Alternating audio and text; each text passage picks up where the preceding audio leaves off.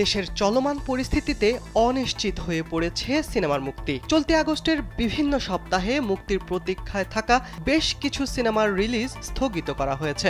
সেগুলোর মধ্যে একটি হলো লেখক পরিতোষ বাড়ৈয়ের নরক নন্দিনী উপন্যাস অবলম্বনে নির্মিত সিনেমা নন্দিনী। এ ছবিতে কলকাতার ইন্দ্রনীল সেনগুপ্তর বিপরীতে জুটি বেঁধেছেন ঢাকার ছোট পর্দার অভিনেত্রী নাজিরা মৌ। এটির মাধ্যমেই বড় পর্দায় অভিষেক হবে মৌয়ের। সিনেমাটি গত 2 আগস্ট মুক্তির কথা থাকলেও তা স্থগিত করেছেন পরিচালক সোহাইবুর রহমান রাসেল।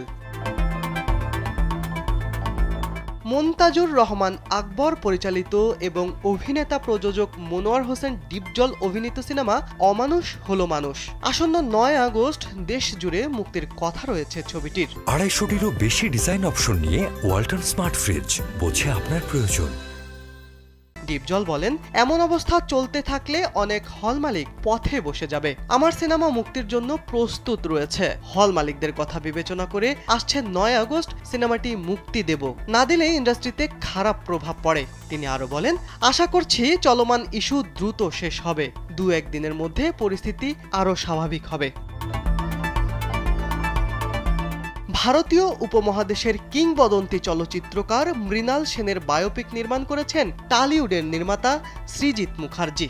পদাতিক নামে এই ছবিতে মৃণাল সেনের চরিত্রে অভিনয় করেছেন ঢালিউড অভিনেতা চঞ্চল চৌধুরী। ভারতের স্বাধীনতা দিবস উপলক্ষে 15 আগস্ট পশ্চিমবঙ্গে মুক্তি পাবে পদাতিক। এর একদিন পর সিনেমাটি বাংলাদেশের প্রেক্ষাগৃহে আমদানি নীতিতে মুক্তি পাওয়ার কথা। তবে শেষ পর্যন্ত সেদিন ছবিটি মুক্তি দিতে পারবেন কিনা তা নিয়ে সন্দিহান জাজ মাল্টিমিডিয়ার কর্ণধার আব্দুল আজিজ। তিনি জানান, দেশের চলমান পরিস্থিতি শান্ত না হলে কিছুই করা যাচ্ছে না। যদি অস্থির অবস্থা না থাকে তাহলে অবশ্যই 16 আগস্ট সিনেমাটি বাংলাদেশে মুক্তি দেব। মুক্তির অপেক্ষায় থাকা আরেকটি সিনেমা বান্ধব। দেশের পরিস্থিতি স্বাভাবিক থাকলে আসছে 16 আগস্ট অনুপম কথাচিত্রের ব্যানারে নির্মিত ছবিটি মুক্তি পাবে বলে জানিয়েছেন প্রযোজক অনুপ কুমার বড়ুয়া। এতে অভিনয় করেছেন গাজী রাকায়েত, মৌ খান, সুমিত সেনগুপ্ত, রেবেকা রৌফ, জয়রাজ, সিরাজ হায়দার, হাবিব খান সহ অনেকে। প্রযোজক অনুপ বলেন, অনিশ্চয়তায় পড়ে গেলাম। প্রেক্ষাগৃহে দর্শক আসবে কিভাবে এই অবস্থায়? দেশের পরিস্থিতি স্বাভাবিক থাকলে 16 আগস্ট সিনেমাটি মুক্তি দেওয়ার পরিকল্পনা রয়েছে।